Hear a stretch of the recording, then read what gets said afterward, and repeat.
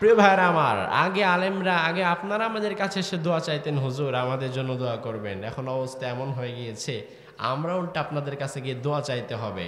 আপনারা উল্টা এই দোয়া করেন আমাদের জন্য যে আল্লাহ আগে হুজুরদের মন মানসিকতা ঠিক করে দাও, হুজুরদেরকে আগে এক হওয়ার তৌফিক দান করো। এই দোয়াটা করার দরকার আছে না নাই? আজকের যুগে দেখা যাচ্ছে এক বক্তা স্টেজে বসে ডিরেক্টলি আরেক বক্তার নাম ধরে বলতেছে, ও কাফের, ও ইহুদিদের দালাল, ও খ্রিস্টানদের দালাল, ও এইটা ও সেইটা, সব জাহান্নামী, আমি একাই জান্নাতি। এরকমের লোক আছে না নাই? অথচ আল্লাহ তাআলা জাহান্নামের চেয়ে তো জান্নাত বেশি বানিয়েছেন। বিশ্বনবীর কাছে কোনো মানুষ আসলে আল্লাহর হাবিব তাকে ভালোবাসা দিয়ে কাফের থেকে মুসলিম বানাতেন। আর আমাদের কিছু কিছু হুজুরেরা মাশাআল্লাহ তারা কাফের ফ্যাক্টরি খুলে বসেছে, তাদের কাছে আসলে তারা টাটকা মুসলিমদেরও টাটকা কাফের বানায় দেয়। আছে না নাই?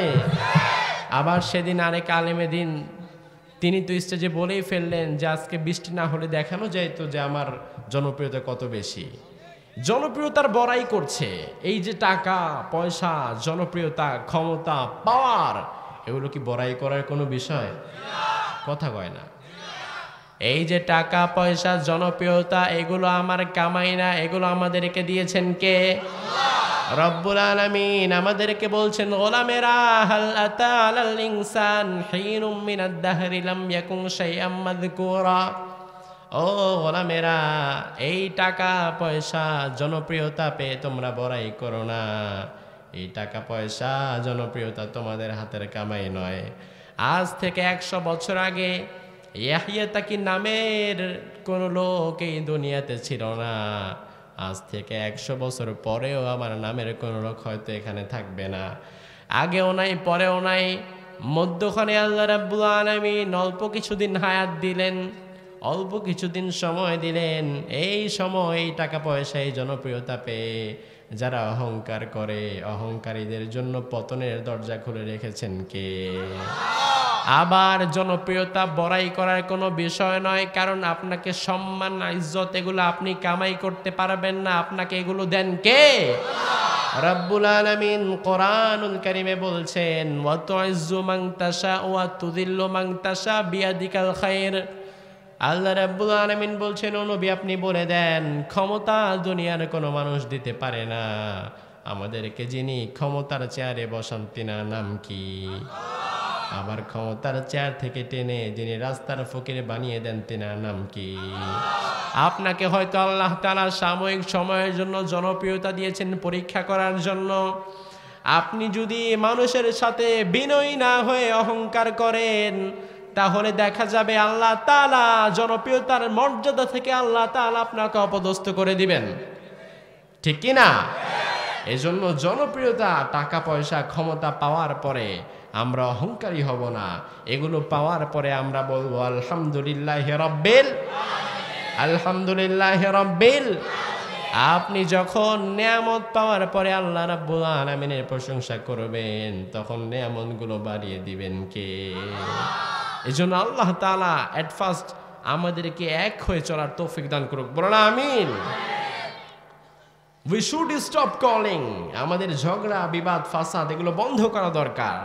আমরা আলেম ওলামা, আল্লাহ ওলামা ওয়ারাসাতুল আম্বিয়া, আমরা হচ্ছে নবী পয়গম্বরদের ওয়ারিস। আমরা যদি স্টেজে বসে এক আলেম আরেক আলেমের বিরুদ্ধে কথা বলি, এক আলেম আরেক আলেমকে গালি দেই, তাহলে মানুষের মাঝে বিদ্রূপ ধারণার সৃষ্টি হওয়ার সম্ভাবনা আছে না নাই? এজন্য আমরা যেন সকলে মিলেমিশে এক হয়ে দিন কায়েমের পথে চলতে পারি। আল্লাহ তাআলা তৌফিক দান করুক, বলুন আমিন। আমি তো আমার প্রায় বক্তৃতায় বলি, আপনারা দিন কায়েমের কথা বলে বলে বেড়ান, লাভ কি? এখন এক হয়ে কাজ করেন। দিন কায়েমের পথে যদি আলেম ওলামা, ইমাম খতিব মুয়াজ্জিন ওলামায়ে কেরাম এক হয়ে যায়, বাংলাদেশে কয়েক বছরের মধ্যে দিন কায়েম হয়ে যেতে বাধ্য। ঠিক কি না? আমরাই তো এক হতে পারলাম না। এজন্য এট ফার্স্ট আমাদেরকে এক হওয়ার দরকার আছে না নাই? আল্লাহ কবুল করুক, বলেন আমিন। প্রিয় ভাইরা আমার, আমরা অন্য কোনো ভূমিকা না, আচ্ছা কোনো নাই, কি বলে এটারে, আচ্ছা থাক, হ্যান্ডবিল তো নাই, কি আর করা। প্রিয় ভাইরা আমার, হ্যান্ডবিল অবশেষে খুঁজে একটা পাওয়া গেছে। সামনে পড়বো না পেছনে পড়বো? দুই সাইডে তো লেখা, হাতির বন তাহফিজুল কোরআন নুরানি মাদ্রাসা এতিমখানার উদ্যোগে। আপনাদের এলাকায় আগে এই রাজা বাচ্চারা হাতি বন্ধ করে রাখতো না, হাতি বন্ধ করে রাখতো। হ্যাঁ, এটা তো ওই ব্ল্যাক অ্যান্ড হোয়াইট 1990 সালের এরকম কালারফুল পোস্টার দিবেন। হাতির বন তাহফিজুল কোরআন নুরানি মাদ্রাসা এতিমখানার উদ্যোগে এটি কততম? 23তম বার্ষিক। 23 বছর ধরে এই মাহফিলটি হচ্ছে। আপনারা 23 বছর ধরে আসেন। এই পিচ্ছি পিচ্ছি বলাফান জন্ম হয়েছে 10 বছর আগে বলে জি। আলহামদুলিল্লাহ, যারা 23 বছর ধরে এই প্রোগ্রামটির সাথে জড়িত আছেন, আল্লাহ তাআলা সকলকে এই প্রোগ্রামের জাযা এবং খায়ের দান করুক, বলেন আমিন। আমাকে আপনারা প্রধান বক্তা রেখেছেন। আমার আগে অনেক ওলামা হযরত কথা বলেছেন, অনেক নাম আপনারা দিয়েছেন। সভাপতি হিসেবে নাম দিয়েছেন জনাব কারি মোহাম্মদ বাশিরুল্লাহ সাহেব, ইমাম ও খতিব হাতিরবন্দ বাইতুন নূর জামে মসজিদ। সভাপতি সাহেব তো আসছেন, আপনি যাক আলহামদুলিল্লাহ, ওনার সাথে পরিচয় হয়েছে একটু আগে। মাহফিল পরিচালনা করবেন জনাব হাফেজ মাওলানা নজরুল ইসলাম সাহেব। নজরুল ভাই আপনি না? যাক আলহামদুলিল্লাহ, খুব চমৎকার কথা বলেন। এরপরে আমন্ত্রিত বিশেষ অতিথি তো অনেক মানুষ, আলহামদুলিল্লাহ। সময় সংক্ষিপ্ততার কারণে সবার নাম হয়তো এভাবে পড়া গেল না। তবে এই প্রোগ্রামটির সাথে আমার আব্দুল্লাহ মামুন ভাই সহকারে এই প্রোগ্রামটির সাথে প্রত্যক্ষ এবং পরোক্ষভাবে যারাই জড়িত আছেন, আল্লাহ তাআলা সকলের জীবনে গুনাহগুলো মাফ করে দিক।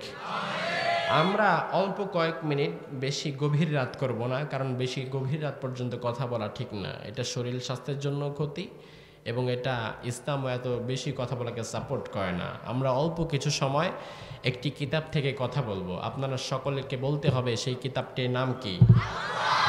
আরো জোরে। এই কোরআনে কি কোনো ভুল আছে? সন্দেহ, সংশয় নির্ভুল করে, সন্দেহাতীত করে আল্লাহ তাআলা এই কিতাবকে নাজিল করেছেন কাদের জন্য? কাদের? আল্লাহ রাব্বুল আলামিন কোরআনুল কারীমের মধ্যে কোনো ভুল ভ্রান্তি, কোনো সন্দেহ সংশয় কিছুই দেন নাই। আপনার মনে যদি প্রশ্ন আসে কোরআন নাজিল হয়েছে ১,৫০০ বছর পূর্বে, আল্লাহ রাব্বুল আলামিন আপনার মনের মধ্যে যদি প্রশ্ন আসে ১,৫০০ বছরের মধ্যে তো এই কোরআনুল কারীমটা উলট পালট হয়ে যেতে পারে। রব্বুল আলামিন কোরআনুল কারীমের মধ্যে বলছেন, লা ইয়াতিহিল বাতিলু মিন বাইনি ইয়াদাইহি ওয়ালা মিন খালফিহি। ও গোলামেরা শুনে নাও, আমি আল্লাহ রাব্বুল আলামিন এই কোরআনকে হেফাজত করেছি। দুনিয়ার কোনো ভুল ভ্রান্তি কোরআনুল কারীমের মধ্যে স্পর্শ করতে পারে নাই। এই জন্য সব ভুল ভ্রান্তি থেকে মুক্ত রেখে কোরআনকে আমাদের জন্য নাজিল করে দিয়েছেন কে?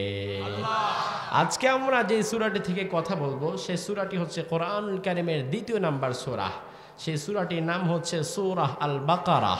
জোরে বলেন সূরা আল বাকারা। মানে কি? ছাগল। কি বলেন তো? গাভী। আপনারা এটাও জানেন? যাক, আপনারা, আমি ভাবছিলাম যেহেতু হাতির বন্ধের মানুষ বলবেন বাকারা মানে হাতি। যাক, যেহেতু বাকারা মানে গাভী আপনারা জানেন, তার মানে হচ্ছে ইসলামের ব্যাপারে, কোরআনুল কারীমের ব্যাপারে কিছু বেসিক ইনফরমেশন আপনাদের জানা। আলহামদুলিল্লাহ বলেন। আজকে আমরা সূরা আল বাকারা থেকে কথা বলবো, গাভীর একটি সূরা থেকে কথা বলবো। গাভীর সূরা থেকে কথা বলবো মানে শুধু গাভী নিয়েই কথা বলবো, ব্যাপারটি এমন নয়। আল্লাহ তাআলা কোরআনুল কারীমে এক একটি সূরাতে শুধু একটি বিষয়ের কথাই বলেছেন, ব্যাপারটি এমন নয়। এক একটি সূরাতে অসংখ্য বিষয়কে এক একটি সূরার মধ্যে কোট করে দিয়েছেন কে? আল্লাহ রাব্বুল আলামিন কোরআনুল কারীমের সবচেয়ে বড় সূরা দিলেন সূরা আল বাকারা। সবচেয়ে বড় সূরা কোনটা? সূরা আল, দ্য বিগেস্ট সূরা অফ দ্য হোলি কোরআন। কোরআনুল কারীমের সবচেয়ে বড় সূরা। এই সূরাটি কোরআনুল কারীমের প্রায় ২.৫ পারা দখল করে নিয়েছে। সুবহানাল্লাহ বললেন না? এই সূরাটিতে আয়াত আছে মোট ২৮৬টি। জোরে বলেন কয়টি? রুকুর সংখ্যা হচ্ছে ৪০টি। কয়টি? শব্দ হচ্ছে ৬,২২১, অক্ষর হচ্ছে ২৫,৫০০। অনেক বড় করে আল্লাহ তাআলা এই সূরাটিকে অবতীর্ণ করলেন। সূরাটি মদিনা অবতীর্ণ হয়েছে, মদিনাতে। এজন্য সূরা আল বাকারা মাদানিয়া, হিজরতের পরে এ সূরাটি আল্লাহ তাআলা অবতীর্ণ করেছেন। এ সূরার একটি বিশেষত্ব হচ্ছে এই সূরা শেষ দুটি আয়াত খুব গুরুত্বপূর্ণ। প্রত্যেকটি আয়াতই গুরুত্বপূর্ণ, বাট স্পেশালিটি হচ্ছে শেষ দুটি আয়াতের। আল্লাহর হাবিব সাল্লাল্লাহু আলাইহি ওয়াসাল্লাম বলেন, মান ক্বারা বিল আয়াতাইনি মিন আখির সূরাতিল বাকারাতি ফি লাইলাতিন কাফাতাহু। দুনিয়ার কোনো মানুষ যদি সূরা বাকারার শেষ দুটি আয়াত তেলাওয়াত করে ঘুমিয়ে যায়, সারা রাত রহমতের ফেরেশতা তার জন্য পাহারাদার হয়ে যায়। আমার ভাইরা, আরেকটি ব্যাপার হচ্ছে, অনেক সময় গ্রামে গঞ্জে রাত্রে বেলায় খুব অন্ধকারচ্ছন্ন পথ দিয়ে মানুষ চলাচল করতে পারে না, ভয় পায়। অনেক মানুষ ফোন করে বলে, হুজুর রাত্রে বেলা 2টা বাজে দোকান বন্ধ করে বাসায় যাব। তখন গ্রামের রাস্তা দিয়ে চলতে ভয় পাই। হঠাৎ করে সামনে দেখি কে যেন ভয় দেখায়, হঠাৎ করে দেখি আগুনের ঝলকানি। এটা হতে পারে, এটা অবাস্তব ব্যাপারটি এমন নয়। অনেক সময় গ্রামের মেঠো পথে আপনি যাচ্ছেন, হঠাৎ করে দেখলেন কে যেন আপনার পাশ দিয়ে চলে গেল, হঠাৎ করে অনুভব করলেন কে যেন পেছন দিক দিয়ে হেঁটে গেল, হঠাৎ করে দেখলেন সামনে একটা আগুনের ঝলকানি। এরকমটি হতেই পারে। এটি হচ্ছে মূলত খারাপ জিনেরা। জিনদের মধ্যে ভালো জিনও আছে, খারাপ জিনও আছে। যেমন মানুষের মধ্যে ভালো মানুষ আছে না নাই? কথা কয় না। আবার মানুষের মধ্যে খারাপ মানুষ আছে না নাই? খারাপও আছে, ভালোও আছে। জিনদের মধ্যেও খারাপও আছে, ভালোও আছে। অনেক সময় শুনে রাখুন, কাজে লাগবে ভবিষ্যতে। ইন ফিউচার এরকম কোনো সিচুয়েশনে পড়লে আপনি তখন আমল করতে পারবেন। জিনদের মধ্যে যেগুলো দুষ্ট প্রকৃতির জিন, খারাপ জিন, সেগুলো মানুষদেরকে অনেক সময় ভয় দেখাতে চায়। অনেক সময় বলে না যে অমুকের জিনে ধরছে, এরকমের কথা শোনেন নাই? অনেককে জিনে ধরে, আসর করে, আসর করতেই পারে। জিন অনেক উপরে আসর করে। তো আবার অনেক সময় অনেকে ফোন করে বলে যে হুজুর, আবার আমি যেখানে জুমা পড়াই দেখি এক মুরব্বী পানি নিয়ে আসছে জুমার দিন। বলে, হুজুর আপনার তো সচরাচর পাওয়া যায় না, দেশ বিদেশে ব্যস্ত থাকেন প্রোগ্রাম নিয়ে, শুধু জুমার দিনেও পাই, তবুও অনেক জুমায় মিসিং থাকেন, পাই না। তো আমি আমার নাতির জন্য খুব চিন্তিত। আমি বললাম, কেন চিন্তিত? বলে, হুজুর আমার নাতি রাত্রেবেলা ঘুমায়, হঠাৎ করে দুঃস্বপ্ন দেখে চিৎকার দিয়ে কান্নাকাটি শুরু করে। তো এই যে রাত্রেবেলা অনেক বাচ্চারা ঘুমায়, তারা দুঃস্বপ্ন দিয়ে উঠে কান্নাকাটি করে, এরকম নজির কি আপনাদের হাতের বন্দে আছে? আছে? আচ্ছা, এটাও হতে পারে তাকে শয়তান খারাপ স্বপ্ন দেখাতে পারে। এজন্য আল্লাহর হাবিব সাল্লাল্লাহু আলাইহি ওয়াসাল্লাম বলেন, আমার গোলামেরা চিন্তা করো না, আমার গোলামেরা তোমরা ভয় পেও না। দুষ্ট জিনেরা, শয়তান তোমাদেরকে ভয় দেখাবে, তোমাদেরকে বিভিন্ন অগ্নিস্ফুলিঙ্গ হয়ে তোমাদের ভয় দেখাবে। রাতের বেলায় যদি তোমরা সূরা বাকারার শেষ দুটি আয়াত তেলাওয়াত করে কোনো পানিতে ফু দাও অথবা নিজের গায়ে মেখে নাও, সারা রাত রহমতের ফেরেশতা দিয়ে তোমার আল্লাহ তোমার সিকিউরিটি গার্ডের ব্যবস্থা করে দিবে। আল্লাহ তাআলা আপনাকে স্পেশাল সিকিউরিটি ফোর্স দিয়ে আপনাকে সেভ করবেন, প্রোটেক্ট করবেন। এখন আপনারা জবাব দেন, একটা খারাপ জিনের শক্তি বেশি নাকি আল্লাহ প্রদত্ত ফেরেশতার শক্তি বেশি? কার শক্তি? অবশ্যই ফেরেশতার শক্তি। এজন্য এরকম কোনো জিনে ধরা রোগী বা রাতের বেলায় কেউ দুঃস্বপ্ন দেখে ঘুম ভেঙে যায়, এরকম কোনো রোগী যদি পাওয়া যায়, তাহলে তার শরীরে ফু দিতে হবে সূরা আল বাকারার শেষ দুটি আয়াত তেলাওয়াত করে, তাহলে তার মধ্যে শিফা দান করে দিবেন কে? আমার ভাইরা, আল্লাহ রাব্বুল আলামিনের হাবিব এবং জিবরিল আমিন একদিন সরাসরি বসেছিলেন। ইন দ্য মিন টাইম বিশ্বনবী শুনতে পেলেন আসমানের উপর থেকে খট করে একটা আওয়াজ হলো। আমরা দরজা খুললে যে এরকম কট করে একটা আওয়াজ হয়, আসমানের উপর থেকে এরকম একটা আওয়াজ হলো। আল্লাহর হাবিব বললেন, জিব্রাইল আশেপাশে তো কোনো দরজা খোলে নাই, আকাশের উপর থেকে খট করে আওয়াজ হলো কেন?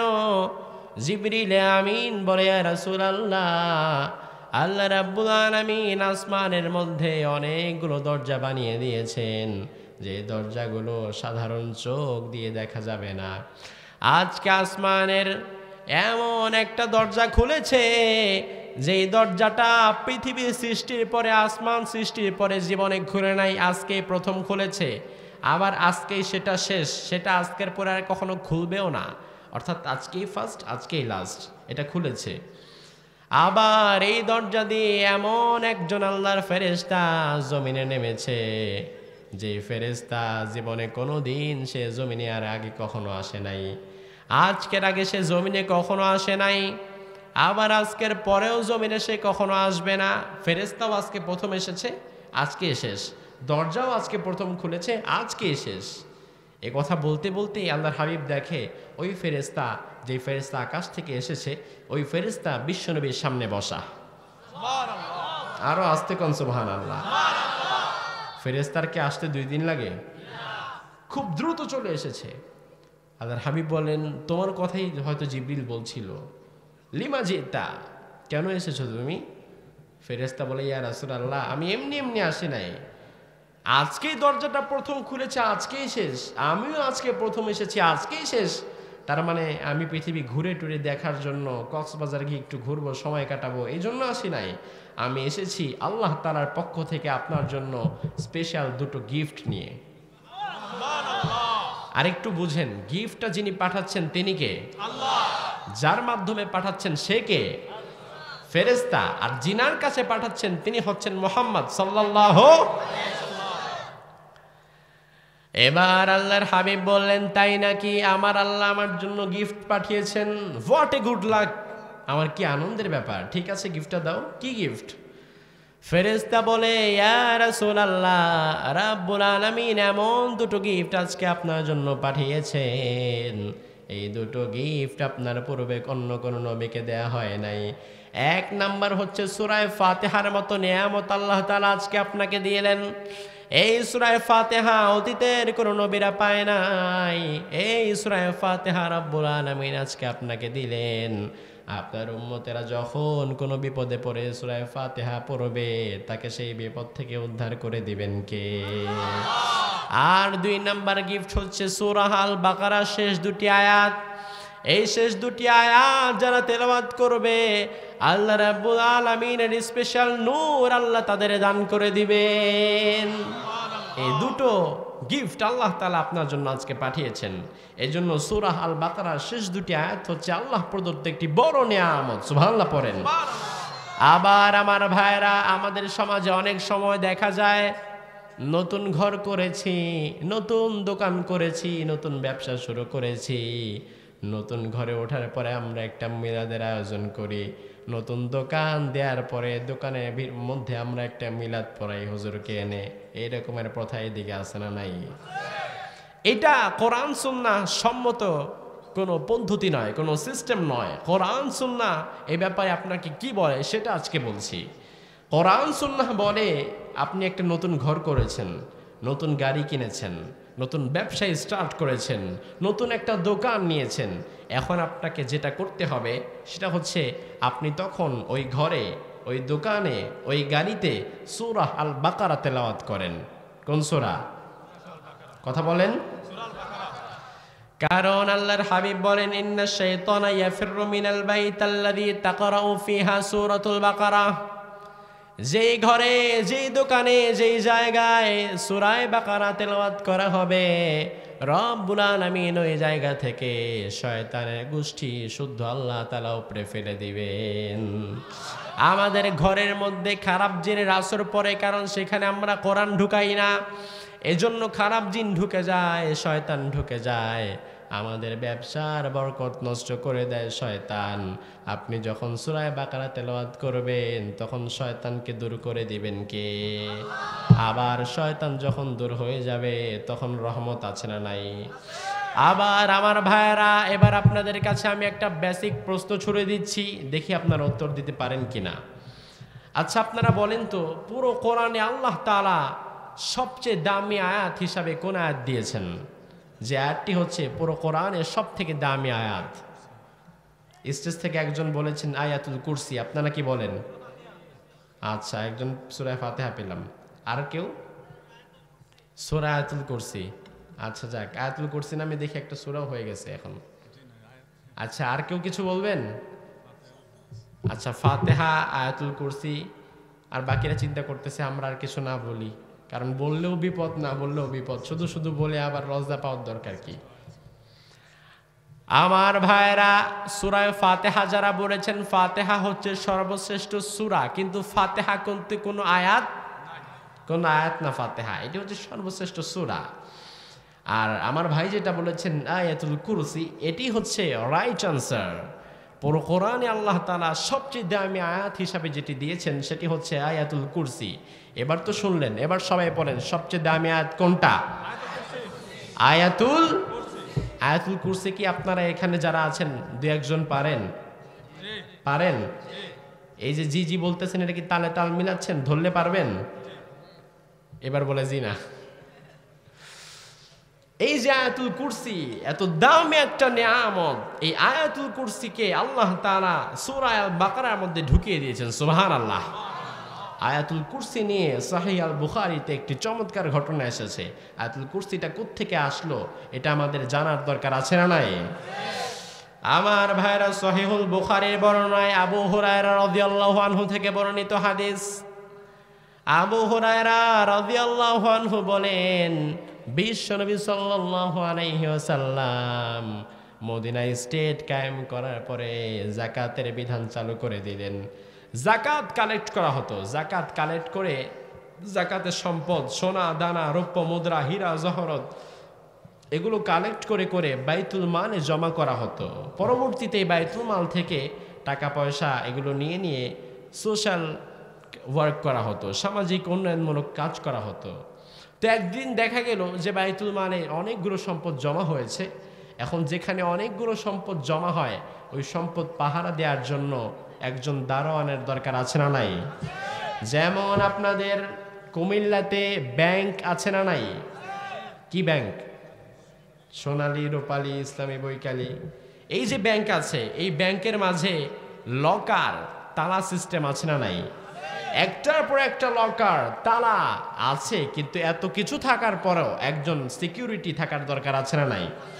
দারোয়ান অবশ্যই লাগবে, নয়তো চোরের যে দশা, চোর তালা কেটে সব টাকা নিয়ে যাবে। এজন্য দারোয়ান মাস্ট বি নিড, দারোয়ানের খুব বেশি দরকার।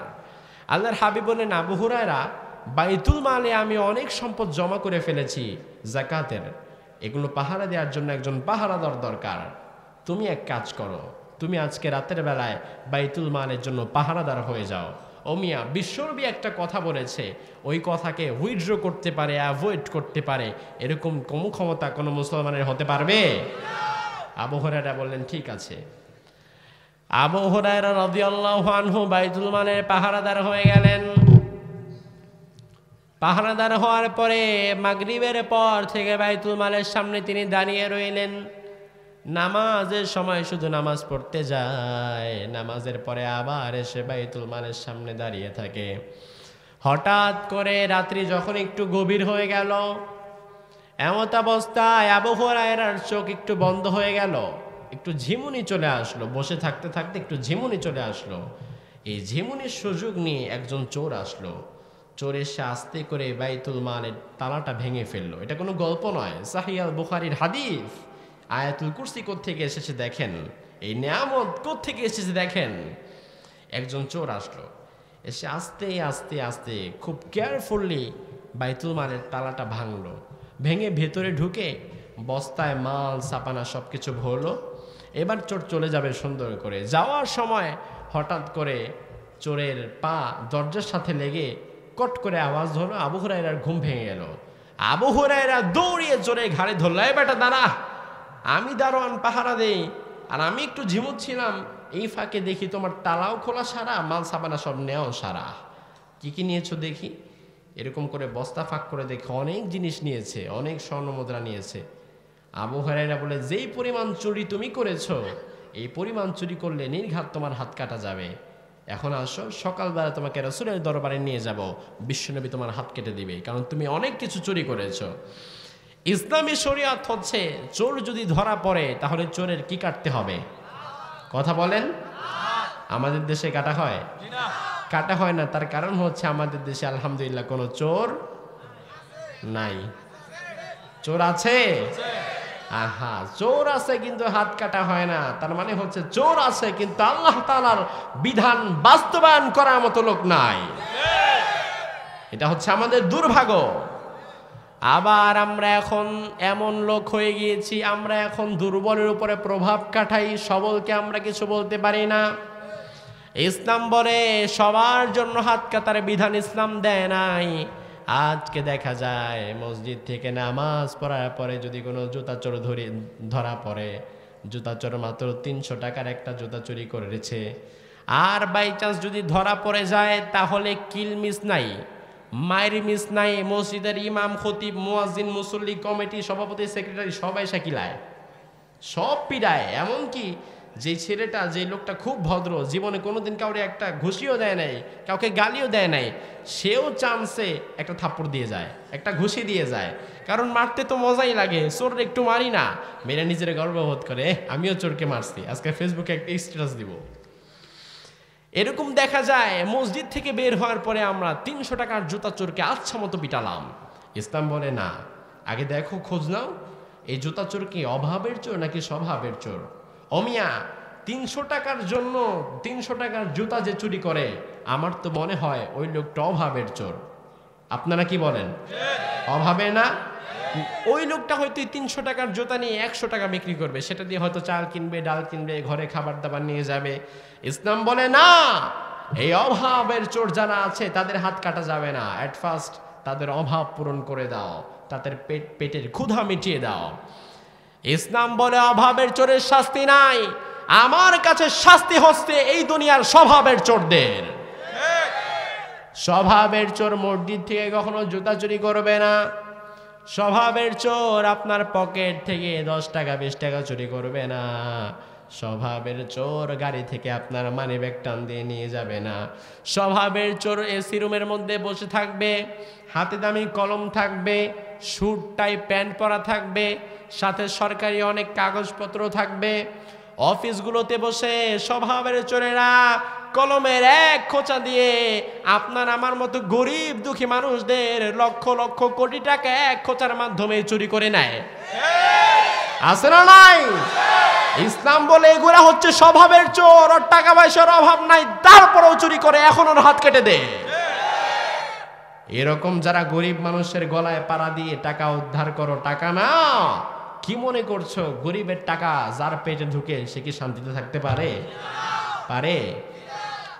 আমার ভাইরা, তার কারণ হচ্ছে হালালের মধ্যে বরকত আছে, হারামের মধ্যে কোনো বরকত। আপনি হালাল পথে থাকেন, রাইট ট্র্যাকে থাকেন, আল্লাহ তাআলা বরকত দিবেন। আপনি হালাল থেকে সরে গিয়ে যদি গরিব মানুষের পয়সা খান, গরিব মানুষের হক যদি আপনার পেটে ঢুকে, আপনি আজকে কোনো গরিব মানুষের কাছ থেকে জোর জবরদস্তি করে 5,000 টাকা খেলেন, আল্লাহ তাআলা যদি চায়, আল্লাহ তাআলা আপনার গলায় পাড়া দিয়ে 5 লাখ টাকা উদ্ধার করতে পারে। সেই ক্ষমতা আল্লাহর আছে না নাই? তার প্রমাণ হচ্ছে ওসি সাহেব রাস্তায় যদি 5,000 টাকা ঘুষ খায়, বাড়িতে যাওয়ার পরে দেখা যাবে ঘরের মধ্যে শান্তি নাই। ওসি সাহেবের মা অসুস্থ হয়ে পড়ে আছে, বাবার একদিক দিয়ে হার্টের ব্যথা, মেয়েটা ডান্স ক্লাবে গিয়ে ঘুরছে, ছেলেটা কথা শোনে না, বোর কিডনি নষ্ট, ওসি সাহেবের লিভারের সমস্যা, একটার পর একটা সমস্যা দিয়ে জীবন জর্জরিত হয়ে যাবে। হাজার লক্ষ লক্ষ টাকা কামাবে, কিন্তু তার মধ্যে কোনো বরকত পাবে না।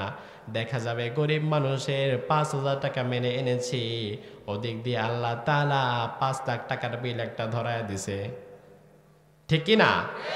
একদিক দিয়ে যদি 5,000 টাকা গরিব মানুষের মারেন, অন্য দিক থেকে 5 লাখ টাকার মামলায় ফাঁসানোর ক্ষমতা আল্লাহর আছে না নাই? এজন্য আমার ভাইরা, আমরা কোনো হারাম পথে চলবো, কারো হক নষ্ট করব না। আমি মিডিয়ার মাধ্যমে বলেছি যে মাননীয় প্রধানমন্ত্রী আপনারা দুর্নীতির বিরুদ্ধে 0 টলারেন্স ঘোষণা করেছেন। চোরদের অনেক শাস্তির কথা আপনারা বলেন, কিন্তু আমি তো বিশ্বাস করি আমার দেশের চোরগুলো জীবনও ভালো হয় না, আর এই নিয়মে যদি বাংলাদেশ চলে তাহলে জীবনেও ভালো হবেও না। অনেক মন্ত্রী এমপিরা মাঝে মাঝে বলে, হুজুর কিভাবে আপনি এত জোরে এই কথা বলেন? আমি বললাম, মন্ত্রী সাহেব, এমপি সাহেব, দেখেন, একজন চোর ইসলাম বলে চোর ধরার পরে, প্রমাণিত হওয়ার পরে তার হাত কেটে দাও। আপনারা সেটা না করে ব্রিটিশ আইন অনুযায়ী তাকে জেলে ঢুকিয়ে দিলেন। আর আমি তো আমার জীবনে অসংখ্যবার এমন দেখেছি, যদি কোনো চোর 500 টাকা চুরির দায়ে 5 দিন জেল খাটে, ওই চোর জেল থেকে বের হয়ে আরো বড় ডাকাত হয়ে যায়। ঠিক কি না? কারণ হচ্ছে আমাদের পরিবেশটা খারাপ হয়ে গিয়েছে। চোর 500 টাকা চুরি করার পরে লাঠি উষ্টা খায়া জেলখানায় যায় ঢুকে। 5 থেকে ডাকাত কয়, কি ব্যাপার, কি জন্য আসলি? কার ভাই কোয়েন না, 500 টাকা চুরি করছিলাম পেটের দায়ে। পাবলিক কেমন পিটানি পিটাইছে, পিটায়া দিয়ে দিছে পুলিশের হাতে। পুলিশ মামু এখন দিয়ে দিছে আমার লাল দালানের ভেতরে। এবার পাশে ছিল ডাকাত জেলখানার মধ্যে। ডাকাত কয় 500 টাকা চুরির জন্য তুই জেলে চলে এসেছিস? আরে থাক আমার সাথে 2 দিন, 5 লাখ টাকা কেমনে ডাকাতি করতে হয় সেই ফর্মুলা তোরে শিখা দেবো। ঠিক কি না? এরকম হয়ে যায়। এজন্য ওই চোর বের হওয়ার পরে আরো বড় ডাকাত হয়ে যায়। ইসলাম বলে না, ওর ডাকাত হওয়ার গোষ্ঠী কিলা, আগে ওর হাত কেটে দে। তাহলে এক চোরের যদি হাত কাটা হয়, তাহলে ব্যাক চোরগুলো এই হাত কাটার ভয় ভালো হয়ে যাবে। ঠিক কি না? এজন্য আমি বলেছি, আপনারা ব্রিটিশের আইন দ্বারা, নিজের আইন দ্বারা যদি বাংলাদেশ শাসন করেন, বাংলাদেশের চুরি ডাকাতি হত্যা ধর্ষণ দুর্নীতি বন্ধ হবে না। বাংলাদেশ থেকে যদি চুরি ডাকাতি হত্যা ধর্ষণ বন্ধ করতে হয়, নিজের আইন, নিজের বাপের আইন দিয়ে দেশ চালালে হবে না, আল্লাহর কোরআনের আইন দিয়ে দেশ চালানো দরকার।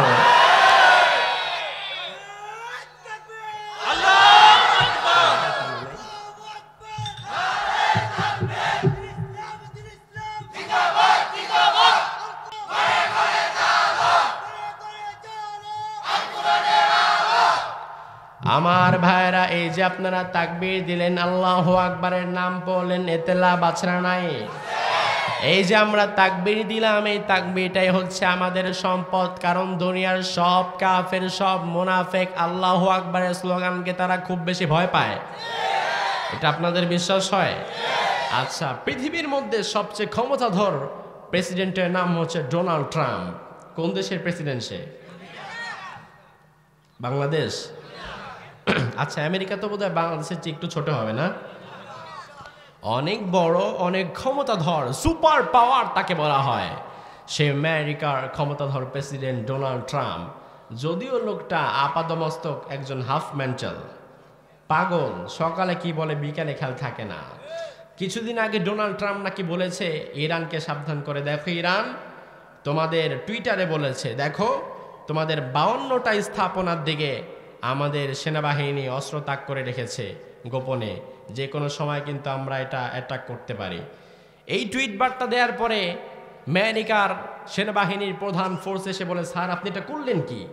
আমাদের কই কি আছে, আপনি গোপন তথ্য ফাঁস করে দিলেন কেন টুইটারে? ডোনাল্ড ট্রাম্প নিজের ভুল বুঝতে পেরে বলে, তাই তো। পরে আবার একটা টুইট করেছে যে দেখো তোমাদের 52টা না 53টা কতগুলার পেছনে আমাদের অস্ত্র আছে সঠিক বলবো না, কিন্তু আছে যে, তাই সাবধান থাকো। এবার সেনাবাহিনী এই টুইট বার্তা দেখে তারা এবার ডোনাল্ড ট্রাম্পকে ছেড়ে সবাই মিলে হোয়াইট হাউসের বাহিরে একটি মিটিংয়ে বসলো। ওই মিটিং থেকে সিদ্ধান্ত হয়েছিল যে কিভাবে ডোনাল্ড ট্রাম্পের ঘর থেকে তাড়াতাড়ি ইন্টারনেটের লাইন বিচ্ছিন্ন করা যায়। নয়তো এই লোকটা হাফ মেন্টাল, কখন কি আসে মুখে টুইট করে দেয় আর বিশ্ব মিডিয়ায় নিউজ হয়ে যায়। প্রিয় ভাইরা আমার, এই ডোনাল্ড ট্রাম্প এত ক্ষমতাধর ব্যক্তি, যাকে খুশি তাকে অ্যাট্রাক্ট করতে পারে। এত ক্ষমতা থাকার পরেও ডোনাল্ড ট্রাম্পের কিন্তু একটা বিষয়ের প্রতি দুর্বলতা, সেই বিষয়টি হচ্ছে আল্লাহু আকবারের স্লোগান। আপনারা হয়তো অনেকেই বুঝতে পারেন নাই বা বিশ্বাসও হতে পারে না, হয়তো হুজুরগুলো কি বলে, এগুলো হয়তো আমাদেরকে খুশি করার জন্য বলে। না, আপনাদেরকে ফাও কথা বলে, মিথ্যা কথা বলে খুশি করা আমার কাজ না। মিথ্যা কথা বলে কেন খুশি করব?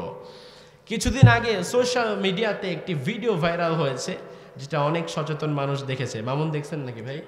এই যে মামুন ভাই সহ অনেকেই হয়তো দেখছেন। সেটি হচ্ছে ডোনাল্ড ট্রাম্প আমেরিকার একটি জার্নাল ক্লাবে সাংবাদিক সম্মেলনে বক্তব্য দিচ্ছিল, তার সামনে অনেক ক্যামেরা।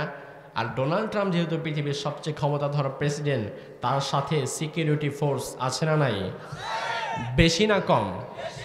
সেগুলো কি নরবরে নাকি স্ট্রং? পৃথিবীর চৌকস চৌকস অফিসারদেরকে দ্বারা ডোনাল্ড ট্রাম্পের সিকিউরিটি ফোর্স বানানো হয়েছে। এত পাশে সিকিউরিটি ফোর্স, এত নিরাপত্তা বেষ্টনীর মধ্য দিয়ে সে সাংবাদিক সম্মেলন করছিল যে আমি এটা করব, সেটা করব, এটা উড়ায় দিব, সেটা নষ্ট করে দিব, এরকম বলছিল। হঠাৎ করে ওই মজলিসে ছিল একজন মুসলমান, আর একজন মুসলমানের হাতে কামান, অস্ত্র কোনো কিছু না থাকলেও তার বুকে একটি শক্তি আছে, তার জবানে একটি শক্তি আছে। সেই শক্তিটি হচ্ছে লিল্লাহি তাকবীর, এই আল্লাহু আকবার। যে একজন মুমিনের কত বড় স্লোগান! আপনি যদি বিশ্বাস করে হৃদয় থেকে আল্লাহকে আল্লাহ বলে জোরে একটা ডাক দিতে পারেন, তাহলে কঠিন বিপদ থেকেও আপনাকে বাঁচিয়ে দিতে পারেন কে? ডোনাল্ড ট্রাম্প বলছিল আমি এটা করব, সেটা করব, এটা ভেঙে ফেলবো, সেটা উড়িয়ে দেব। আর একজন মুসলিম ওই মজলিসে বসেছিল। সে চিন্তা করলো আমার হাতে কোনো অস্ত্র নাই, গোলা বারুদ কিচ্ছু নাই, আমি কি বলবো। ওই মুসলিম হঠাৎ করে ওখান থেকে চিৎকার দিয়ে বলে উঠলো, আল্লাহু আকবার। কি বলল? এই আল্লাহু আকবার যখন শুনছে, ডোনাল্ড ট্রাম্প থতমত করে মাইক টাইক ফালায়া একদম ছোট্ট বাচ্চা যেমন ভয় পেলে মায়ের কোলে দৌড়ায় যায়, ডোনাল্ড ট্রাম্প দৌড়ে পেছন দিকে দিছে দৌড়। সিকিউরিটি ফোর্স তো ওই স্যার স্যার কি করেন, দাঁড়ান, আর এখানে কেউ নাই তো। কিন্তু ডোনাল্ড ট্রাম্প আল্লাহু আকবার শুনে স্থির থাকতে পারে নাই। তার মানে হচ্ছে আল্লাহু আকবারের মাঝে একটি অলৌকিক ক্ষমতা আছে না নাই? দিয়েছেন কে? এজন্য আমি বলেছি মিডিয়ার মাধ্যমে, ও মুসলমানেরা ভয় পাওয়ার দরকার নাই। আপনি চিন্তা করবেন, আপনি ভাবছেন যে আমেরিকাকে আপনি ভয় পান, ভারতকে ভয় পান, তাদের কাছে আছে অস্ত্র, ট্যাঙ্ক, কামান, বিমান। আপনাদের কাছে এগুলো কিছুই হয়তো সেই পরিমাণে নেই, কিন্তু আমি বলেছি ওদের কাছে আছে অস্ত্র, ট্যাঙ্ক, কামান, বিমান, আর আমাদের কাছে তো আছে আল্লাহর ঈমান। ঈমানের চেয়ে বড় শক্তি এই দুনিয়াতে একজন মুসলমানের জন্য আর কিছু হতে পারে না। প্রিয় ভাইরা আমার, আবু হুরায়রার কথা বলছিলাম। চোরকে ধরে ফেললো, বলল সকালবেলায় তোকে বিশ্বনবীর কাছে নিয়ে যাব। এবার চোর বলে, আবু হুরায়রা আমারে মাফ করে দাও। ও আবু হুরায়রা, আমার বাড়িতে আমার মা বাবা সবাই না খাওয়া, আমার স্ত্রী সন্তান সবাই পিপাসায় কাতর, আমার স্ত্রী সন্তানের পেটেও আমি খাবার দিতে পারি নাই।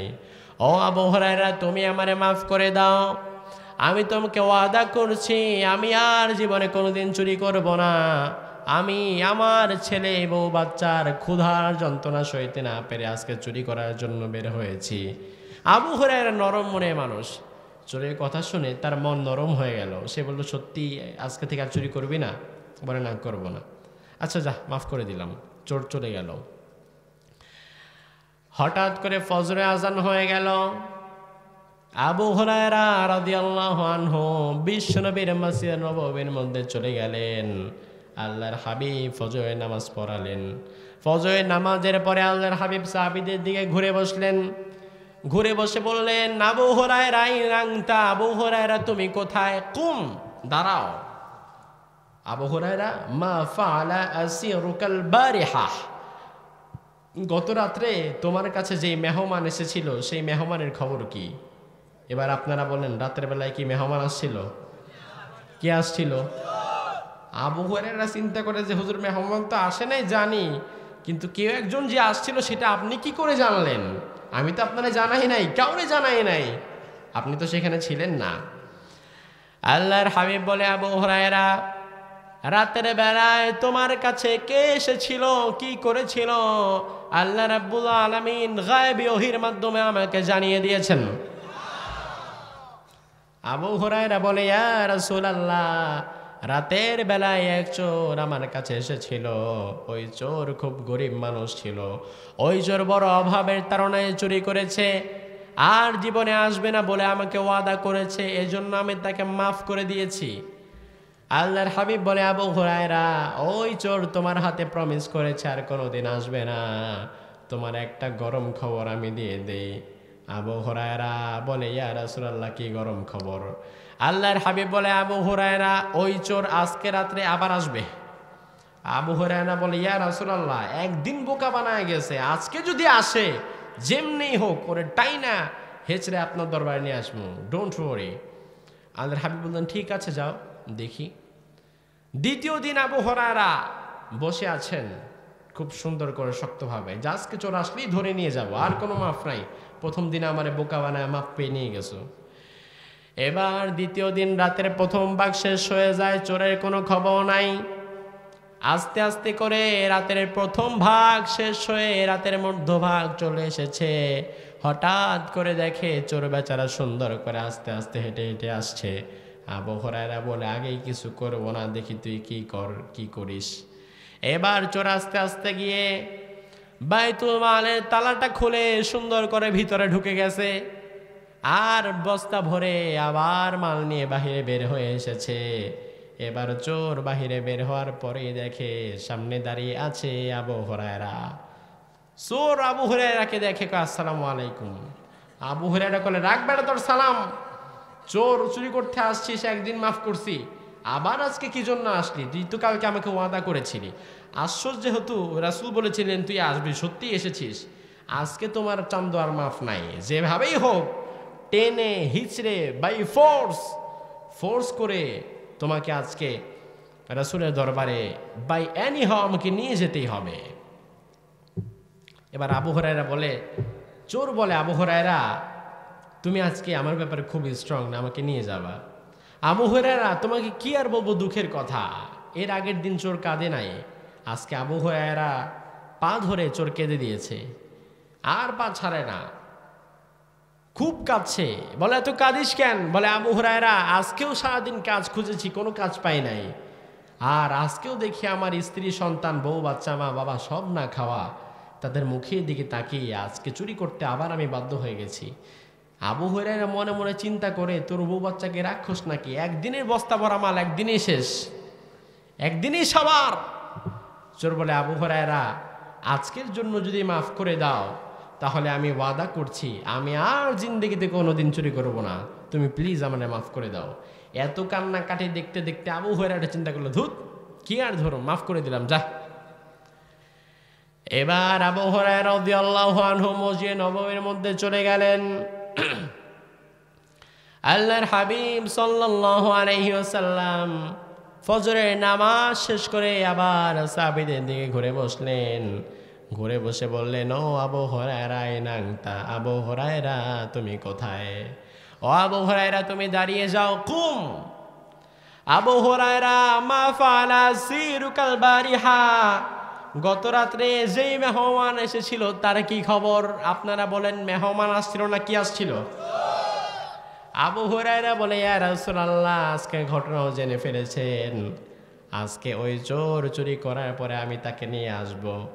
চোর এত বেশি কান্নাকাটি করেছে, এত বেশি আমার কাছে এক্সকিউজ দিয়েছে, আমার মন নরম হয়ে গিয়েছে। তবে ইয়া রাসূলুল্লাহ চিন্তার কোনো কারণ নাই, আমার বিশ্বাস ওই চোর কালকে রাত্রে যেইভাবে ওয়াদা করেছে, আমার বিশ্বাস জীবনে আর কোনোদিন সে চুরি করবে না, খুব ভালো হয়ে গেছে সে। আল্লাহর হাবিব বললেন, খুব সুন্দর কথা আবু হুরায়রা, তবে তোমারে আজকেও একটা গরম খবর দেই। আবু হুরায়রা মনে মনে কয়, আগের দিন গরম খবর দিছিলেন হয়ে গেছে, আবার আজকেও একটা দিবেন নাকি? আল্লাহর হাবিব বলে, আবু হুরায়রা যে চোর গত 2 দিন তোমার কাছে এসে তোমাকে বোকা বানিয়েছে, আজকে ওই চোর আবারও তোমার কাছে আসবে। এবার আজকে যদি আসে তাহলে কয়দিন হবে? কথা কন না কেন? 3 দিন। আবু হুরায়রা বলে, ইয়া রাসূলুল্লাহ আজকে যদি আসে, আজকে ওর একদিন কি আমার একদিন? আল্লাহর হাবিব বললেন, তোমার একদিন ওর একদিন কেমনে হয়? ওর 3 দিন তোমার একদিন। আজকে যদি আসে ওর কোনো ছাড়াছাড়ি নাই, যেভাবেই পারি ওকে আটকাবো। প্রথমে আমি কিছু মাইট দিব, আমি আপনার কাছে বারবার লজ্জিত হয়েছি, আমি কিছু মাইট দেওয়ার পরে এরপরে আপনার কাছে নিয়ে আসবো। আল্লাহর হাবিব বললেন, ঠিক আছে তুমি যেহেতু বলতেছো যাও, দেখি পারো কিনা। এবার আবু হুরায়রা আজকের রাত্রে সুন্দর একটা চেয়ার নিয়ে একদম বাইতুল মালের সোজাসুজি বসা। আজকের রাত্রে কয় রাত হবে? 3 রাত। আজকে আর কোনো ছাড়াছাড়ি নাই, হয় আমি থাকবো নয় তুই থাকবি, একদম স্ট্রং বসে আছে, কোনো ঝিমুনি টিমুনিও নাই। রাতের প্রথম ভাগ শেষ হয়ে গেল, দ্বিতীয় ভাগ শেষ হয়ে গেল, রাতের গভীর তৃতীয় ভাগও শেষ হবে। আবু হুরায়রা যাক আলহামদুলিল্লাহ, আজকে আর চোর বাবাজি আসে নাই। কিন্তু ভাইরা বিশ্বনবী বলেছে আসবে, তার মানে চোর যে আসবে তার মধ্যে কোনো সন্দেহ, কারণ বিশ্বনবীর মুখের কথা মিথ্যা হতে পারে?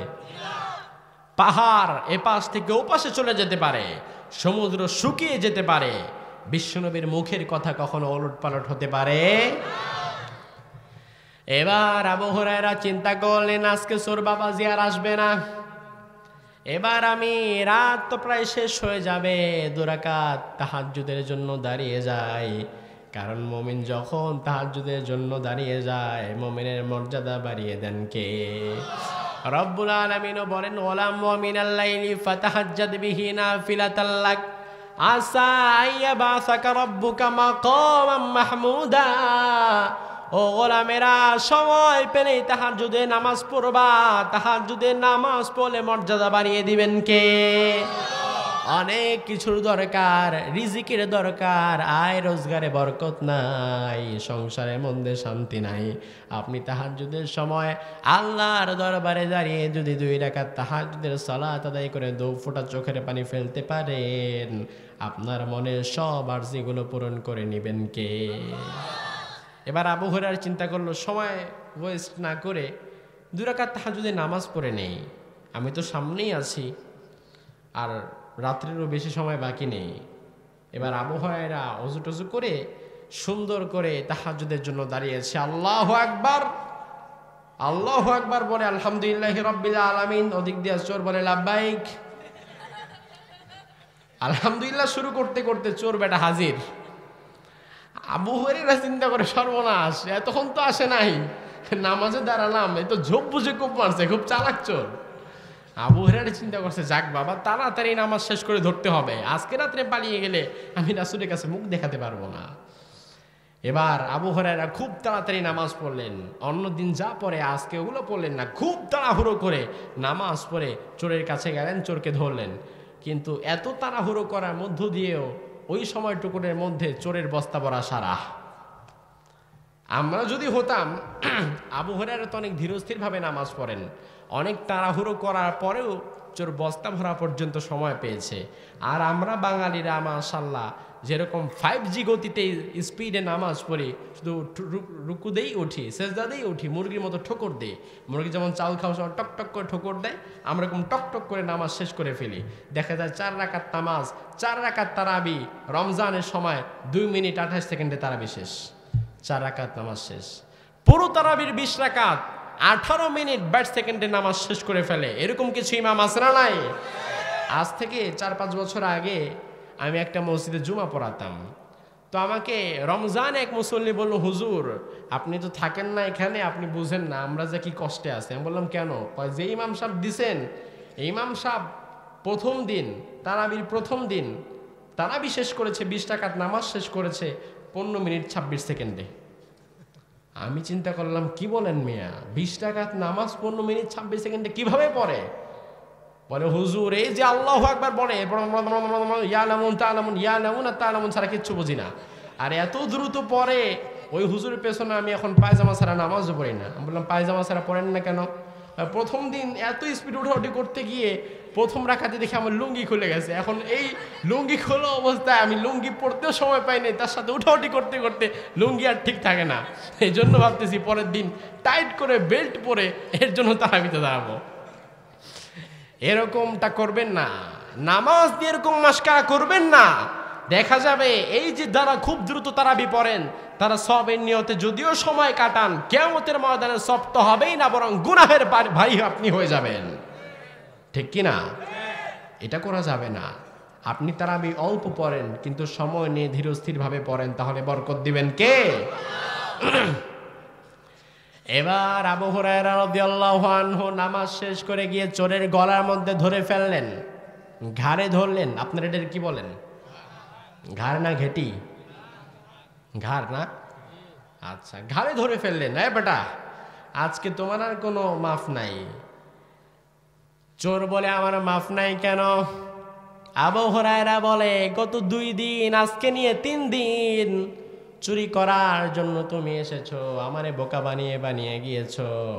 তোমার জন্য 3 দিন বিশ্বনবীর দরবারে আমি লজ্জিত হয়েছি। আজকে আর তোমার কোনো মাফ নাই। যেভাবেই হোক বিশ্বনবীর দরবারে আজকে আমি তোমাকে নিয়ে যাব, তোমার কোনো চোখের পানি, তোমার কোনো কথা আমি শুনবো না। চোরও বুঝতে পারছে যে আজকের ভাবসাব ভালো না, আবহাওয়া খারাপ, পরিবেশ খারাপ, খুব কেয়ারফুললি কাজ করতে হবে। এবার চোর বলে, আবু হুরায়রা আজকে তুমি আমারে ছাড়বা না, বুঝতে পেরেছি। তবে আবু হুরায়রা, আমি যদি তোমাকে অনেক বড় একটা উপহার দেই, তাহলে কি তুমি আমারে ছাড়বা নাকি? আবু হুরায়রা কলে, তুই বেটা চোর, চুরি কইরা চোরের মাল দিয়ে আবার আমারে ঘুষ দিবি? আমি দারোয়ান, তুমি চুরি করে যদি আমার 500 টাকা ঘুষ দিয়ে 5 লাখ টাকা নিয়ে ভাগো, আমার লাভ হবে কোনো?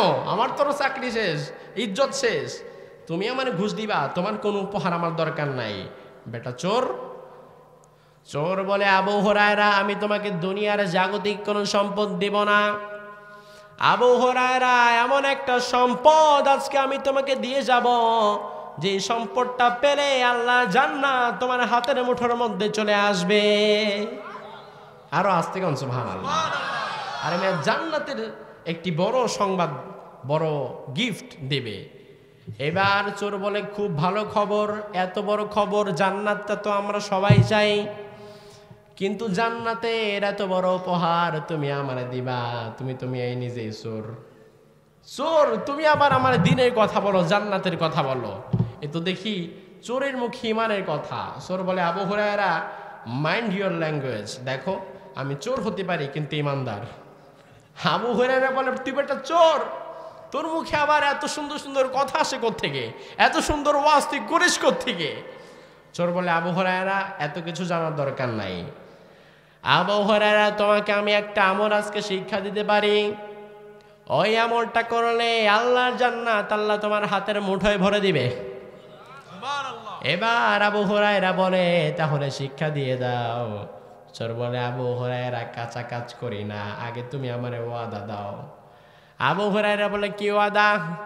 চোর বলে, আবু হুরায়রা, আগে তুমি আমারে ওয়াদা দাও, ওই আমলটা শিখিয়ে দেওয়ার পরে তুমি আমারে ছেড়ে দিবা, ওয়াদা দাও। আর তুমি কিন্তু রাসূলের সাহাবী কখনো ওয়াদা খেলাফ করতে পারে না। এই ওয়াজ চোর আবু হুরায়রা করতেছে, অথচ চোর 3 দিন ওয়াদা খেলাফ করছে।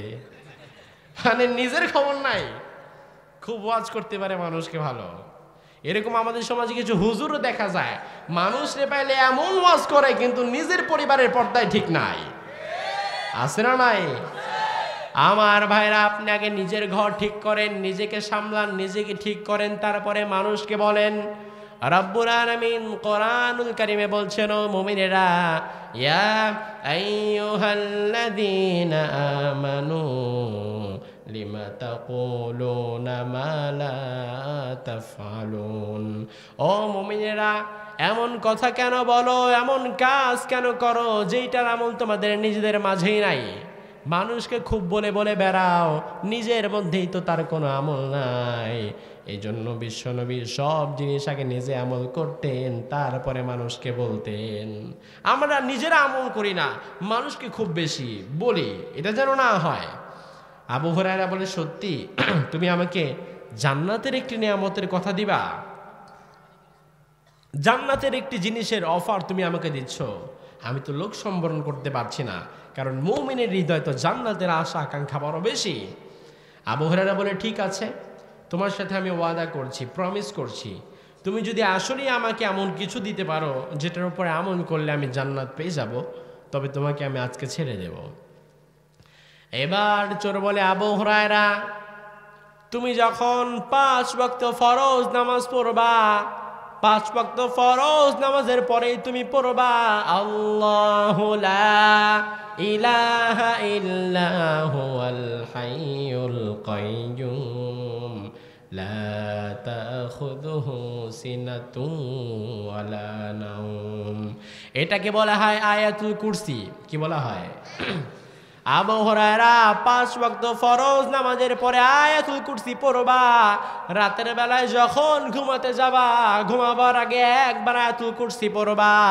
এমনটা যদি তুমি করতে পারো, আল্লাহর জান্নাত আল্লাহ তোমার হাতের মুঠোয় তুলে দিবেন।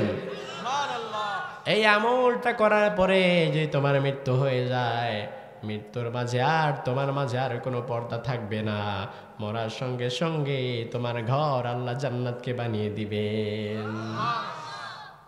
এবার পরের দিন আল্লাহর হাবিবের দরবারে আবু হুরায়রা আবার চলে আসলো। আল্লাহর হাবিব নামাজ শেষ করে বলেন, আবু হুরায়রা, মা ফালা সিরুকাল বারিহা, ওই গত 2-3 দিনের অতিথি, এবার আজকে কই? আজকে না ধরে নিয়ে আসার কথা? আবু হুরায়রা বলে, ইয়া রাসূলুল্লাহ, আমারে মাফ করে দেন, আমারে শাস্তি দেন, আমাকে আজকেও জান্নাতের একটি বড় নিয়ামতের কথা বলেছে, তো ওটা লোক সম্বরণ করতে পারি নাই, তাকে ওয়াদা দিয়েছিলাম, এজন্য ছেড়ে দিয়েছি। আবু হুরায়রা বললেন, ইয়া রাসূলুল্লাহ, চোর আমাকে বলেছে আমি যেন এই আয়াতুল কুরসিটা পাঠ করি, তাহলে আমি নাকি জান্নাত পেয়ে যাব। আল্লাহর হাবিব বলে, আবু হুরায়রা, চোর নিজে খারাপ হতে পারে, কিন্তু চোর তোমাকে যেটা শিখিয়েছে সেটা 100% সত্য। ও আবু হুরায়রা, তোমাকে আজকে একটা গোপন খবর দিয়ে দেই, আবু হুরায়রা মনে মনে কয় বাচ্চি, এতদিন দিছে গরম খবর, আজকে দিবে গোপন খবর। আচ্ছা ইয়া রাসূলুল্লাহ, আপনি দেন কি গোপন খবর? আল্লাহর হাবিব বলে, আবু হুরায়রা, গত 3 দিন পর পর যেই চোর তোমার কাছে এসেছে, সেই চোরটা নরমাল সাধারণ কোনো চোর নয়, সেই চোর হচ্ছে শয়তান। মানুষের বেশ ধারণ করে শয়তান এসেছিল চুরি করতে। তোমার হাতে বাটে পড়ে শয়তান তোমাকে আয়াতুল কুরসির আমল শিখিয়ে দিয়ে গিয়েছে। আয়াতুল কুরসি পাঠ করলে তোমার জন্য জান্নাত ঠিক করে রাখবেন কে? এজন্য আয়াতুল কুরসি আমাদের সবার পাঠ করার দরকার আছে না নাই? আমার ভাইরা, সূরা বাকারার শুরুতেই আল্লাহ তাআলা বলছেন আলিফ লাম মিম। আমার সাথে বলেন আলিফ লাম মিম। যালিকাল কিতাবু লা রাইবা ফীহি হুদাল লিল মুত্তাকিন। আমার ভাইরা, সময় খুব কম, অল্প কথায় শেষ করে দিব, খুব বেশি তাফসিরে গভীরে ঢুকবো না। আলিফ লাম মিম, এই আয়াতগুলোর, এই শব্দগুলোর, এই অক্ষরগুলোর কোনো অর্থ হতে পারে? এগুলোকে বলা হয় হুরুফে মুকাত্তাআত। These letters are one of the miracles of the Holy Quran. এই অক্ষরগুলো কোরআনুল কারীমের একটি বড় মুজিজা। এগুলোর কোনো অর্থ দুনিয়ার কেউ জানে না। মুফাসসিরিনে কেরামের ব্যাখ্যায় বলেছেন আল্লাহু আ'লামু বিমুরাদিহি, আল্লাহ রাব্বুল আলামিন ছাড়া এর অর্থ কেউ জানে না। আবার ওয়াকালা বাদুল মুফাসসিরিন, আরো কিছু কিছু মুফাসসির বলেছেন হাযা সিররুন বাইনাল্লাহি ওয়া বাইনা রাসূলি, এই অক্ষরগুলো হচ্ছে আল্লাহ এবং আল্লাহর রাসূলের মাঝে গোপন বিষয়। এখন যেহেতু আল্লাহ এবং আল্লাহ রাসূলের মাঝে গোপন বিষয়, এজন্য আমরা তার মাঝে আর ঢোকার চেষ্টা করব না। এরপরে আল্লাহ রাব্বুল আলামিন বলছেন যালিকাল কিতাব লা রাইবা ফি হুদাল লিল মুত্তাকিন, এটা এমন কিতাব যার মাঝে কোনো ভুল, আরো আসতে আছে, সন্দেহ, সংশয়।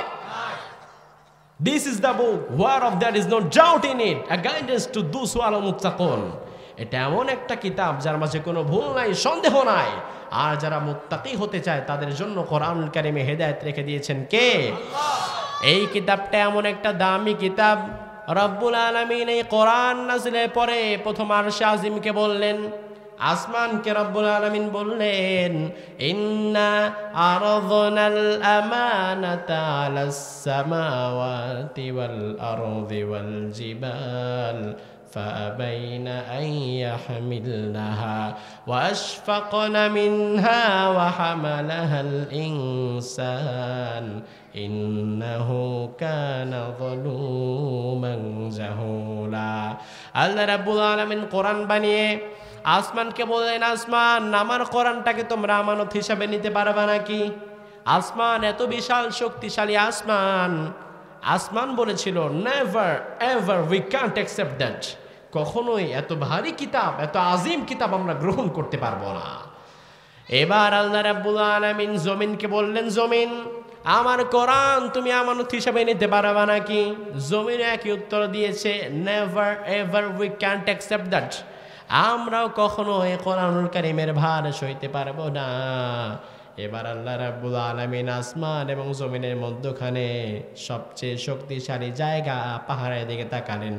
পাহাড়কে বললেন, পাহাড়, আমার কোরআনটা তোমার উপরে রাখি, তুমি আমানত হিসাবে নিতে পারবা নাকি? পাহাড় বলে, আল্লাহ, never ever we can't accept that, ও আল্লাহ, কখনোই না, কোরআনুল কারীমের মতো এত দামি কিতাব, গুরুত্বপূর্ণ কিতাব আমি রাখতে পারবো না। এই কিতাবটার পরে আল্লাহ রাব্বুল আলামিন মানুষকে দিলেন। মানুষ বলল, ইয়া আল্লাহ, আমাদেরকে দেন, আমরা রাখতে পারবো। হামালাহাল ইনসান, মানুষ সেটা গ্রহণ করলো। ইন্নাহু কানা যালুমান জাহুলা, মানুষ বড়ই অকৃতজ্ঞ, মানুষ বড়ই জালেম। মানুষকে জালেম বলার কারণ হলো আল্লাহ রাব্বুল আলামিন আমানত হিসাবে এই কোরআনটা আমাদের কাছে দিয়েছেন, কিন্তু আজকে আমরা আমানতের সঠিক ব্যবহার করতে পারি? এভাবে উঠাউঠি করছেন কেন ভাই? যদি উঠতে ইচ্ছা করে আগে উঠে চলে যাবেন, মাঝখান দিয়ে উঠলে এটা কোরআনুল কারীমের সাথে বেয়াদবি হয়, এটা মাহফিলের সাথে বেয়াদবি হয়। আর কয়েক মিনিট বসে থাকা যাবে? মোনাজাত করে দিব? উঠাউঠি করবেন না তো? কয়েকটা মিনিট বসেন, কারণ মাহফিল তো তারা প্রত্যেক বছর বা প্রত্যেক দিন দিতে পারে না। একটা দিন কোরআনুল কারীমের জন্য কিছুটা সময় বসে থাকার ধৈর্য আছে? পারা যাবে? বলেন ইনশাআল্লাহ। এরপরে আল্লাহ রাব্বুল আলামিন এই দামি কোরআন, এত ভারী কোরআনকে আমাদের কাছে দিলেন। আমাদের কাছে মানে কাদের কাছে? মানুষের কাছে আল্লাহ রাব্বুল আলামিন দিলেন। এরপরে আল্লাহ রাব্বুল আলামিন বললেন লা রাইবা ফিহ, there is no doubt in it. এর মাঝে কোনো সন্দেহ?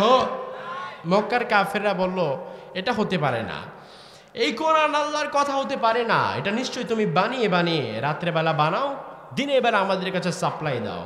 আপনারা বলেন কোরআন কারীমের ফার্স্ট টু লাস্ট যা আছে এগুলো কি দুনিয়ার কোনো মানুষের বানানোর কথা নাকি এগুলো সব আল্লাহর কথা?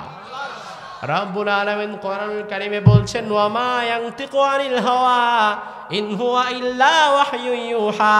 ও দুনিয়ার মানুষেরা, আমার নবী তার জীবনে কোনো দিন বানিয়ে বানিয়ে পার্সোনাল উইস থেকে কিছু আমার নবী কখনো বলে নাই। আমার নবী যা বলেছে সব আমি আল্লাহ রাব্বুল আলামিন আমার নবীকে ওহীর মাধ্যমে বলিয়ে দিয়েছি। সুবহানাল্লাহ। মক্কার কাফেররা বললে এগুলো তুমি বানিয়ে বানিয়ে বলো। রব্বুল আলামিন চ্যালেঞ্জ ছুড়ে দিলেন, মক্কার কাফেররা শুনে নাও। ওয়া ইন কুনতুম ফি রাইবিম মিম্মা নাযালনা আলা আবদিনা ফাতু বিসূরাতিম মিন মিসলিহি ওয়াদউ শুহাদাকুম মিন দুনিল্লাহ ইন কুনতুম সাদিকিন। আল্লাহ রাব্বুল আলামিন বলছেন গোলাম, যদি তোমাদের সন্দেহ হয় কোরআনটা আমার নবী বানিয়েছে, আমার নবী মানুষ, তোমরাও মানুষ, পারলে তোমরাও একটা কোরআনের মতো সূরা বানিয়ে আনো। চ্যালেঞ্জটা ছুড়েছেন কে? আজকের যুগেও এই কোরআনুল কারীম নাজিল হওয়ার পরে এতগুলো বছর হয়ে গেল, দুনিয়ার কোনো মানুষ, কোনো কবি সাহিত্যিক কোরআনুল কারীমের মতো একটি কিতাব বানাতে পেরেছে? কথা বলেন। আমার ভাইরা, ইরানের বিখ্যাত কথা সাহিত্যিক নাম হচ্ছে ইবনে মুকাফফা। কোন দেশের বললাম? ইরানের কথা সাহিত্যিক ইবনে মুকাফফা। এত চমৎকার সাহিত্যিক সে ছিল, আপনাকে দেখেছে, দেখা মাত্রই আপনার স্ট্রাকচার নিয়ে 2 পৃষ্ঠা একটা কবিতা বানিয়ে দিতে পারবে। এই মাইকটাকে সে দেখেছে জীবনের প্রথম, দেখা মাত্রই কলম নিয়ে মুহূর্তের মধ্যে 2 পৃষ্ঠা একটা কবিতা বানিয়ে দিতে পারবে। এত সুন্দর করে কবিতা বানানোর যোগ্যতা তার মাঝে ছিল। খুব বেশি কবিতা বানানোর, ছন্দ মেলানোর পাওয়ার আল্লাহ তাআলা তার মাঝে দিয়েছিলেন।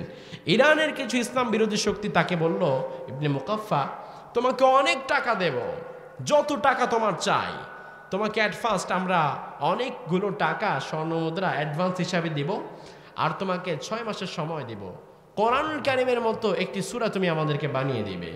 ইবনে মুকাফফা বলল, কোনো ব্যাপার না, কোরআনুল কারীমের মতো একটা সূরা কেন, 10টা বানায় দেই। তারা বলল, না ঠিক আছে, তুমি একটাই বানাও। এবার তারা ইবনে মুকাফফাকে অনেকগুলো টাকা পয়সা স্বর্ণ মুদ্রা দিল আর সময় দিল 6 মাস। জোরে বলেন কয় মাস? কোরআনের মতো একটা সূরা বানাতে হবে। এবার 1 মাস 2 মাস করে করে 6 মাস যখন শেষ হয়ে যায়, ইবনে মুকাফফার কোনো খবর নাই। 6 মাস শেষ হওয়ার পরে 7 মাস 8 মাস বেড়ে যায়, ইবনে মুকাফফার কোনো খবর নাই। যেই দল টাকা দিয়েছিল তারা ইবনে মুকাফফার বাড়ির মধ্যে চলে এসেছে। আসার পরে ইবনে মুকাফফাকে বলেছে, ইবনে মুকাফফা, 6 মাস পার হয়ে 2 মাস সবার হয়ে গিয়েছে, এবার আমাদের টাকা পয়সা ফেরত দাও, আমাদের টাকা পয়সা ফেরত দাও। কোনো কাজই তো তুমি পারো না মিয়া, তোমার এত নাম ডাক শুনেছি, দেখা মাত্র এই মুহূর্তের মধ্যে ইনস্ট্যান্ট টাটকা কবিতা তুমি বানিয়ে দিতে পারো, 6 মাস হয়ে গেল, ছোট্ট একটা সূরা বানাতে পারো না? ইবনে মুকাফফা বলে, টাকাগুলো নিয়ে নাও, আমার কোনো সমস্যা নাই, তবে একবার আমার সাথে আমার পাশের রুমে আসো। এটা তো আমার বেডরুম, যে রুমে আমি স্টাডি রুম, যেটা যে রুমে আমি পড়ালেখা করি, লেখালেখি করি, আমার সাথে একবার ওই রুমে এসে ঘুরে যাও, তারপরে টাকা পয়সা সব নিয়ে যাও। তারা আসলো, এসে দেখলো রুমের বিভিন্ন জায়গায় এভাবে করে কাগজে লেখা, সেগুলো লেখার পরে মুড়িয়ে আবার ফেলে দেয়া, এরকম কাগজে মোড়ানো দলা পুরো একটা বিশাল রুম স্তূপ হয়ে আছে। তারা বললো, ব্যাপার কি, এগুলো কি, একটু খুলে পড়ি। যে কোনোটা 2-3 শব্দ লিখেছে, কেটেছে, কোনোটা 3-4 শব্দ লিখেছে, কেটেছে, এভাবে কোনোটা একটু লিখেছে, কেটেছে, একটু লিখেছে, কেটেছে, মিলে নাই, কেটেছে, মুড়িয়ে ফেলে রেখেছে। বলে, ইবনে মুকাফফা এগুলো কি? ইবনে মুকাফফা বলে, দেখো, যেই দিন থেকে তোমরা আমাকে কাজটা দিয়েছিলে, সেই দিন থেকে আমি আমার নাওয়া খাওয়া ঘুম সবগুলোকে আস্তে আস্তে ছেড়ে দিয়ে সব সময় তোমাদের এই কোরআনুল কারীমের মতো একটি সূরা আমি বানানোর জন্য চেষ্টা করেছিলাম, কিন্তু আমি অবাক হয়ে গেলাম। 1 মাস 2 মাস করে করে 6 মাস 8 মাস চলে গেল। এই পুরো 8 মাসের মধ্যে আমি কোরআনুল কারীমের মতো একটা সূরা তো দূরের কথা, এক লাইনও বানাতে পারি নাই। আল্লাহু আকবার। এত মারাত্মক ক্ষমতা, পাওয়ার কোরআনুল কারীমের মাঝে দিয়েছেন কে? এজন্য আজকেও যদি কেউ কোরআনুল কারীমের মধ্যে একটি সূরা বানাতে চায়, কখনো পারবে? এরপরে আল্লাহ রাব্বুল আলামিন বললেন হুদাল লিল মুত্তাকিন। আসুন আগে হুদার ব্যাখ্যা করি। আল্লাহ রাব্বুল আলামিন কোরআনুল কারীমকে আমাদের জন্য হেদায়েত বানিয়ে পাঠিয়েছেন, হেদায়েতের কিতাব বানিয়ে পাঠিয়েছেন। কিসের কিতাব? তাবিজের কিতাব, পানি পরে খাওয়ানোর কিতাব, চোর ধরার কিতাব। আমরা আজকে হেদায়েতের পথ থেকে সরে গিয়েছি। আমরা আজকে কোরআনকে তাবিজের কিতাব বানিয়ে নিয়েছি।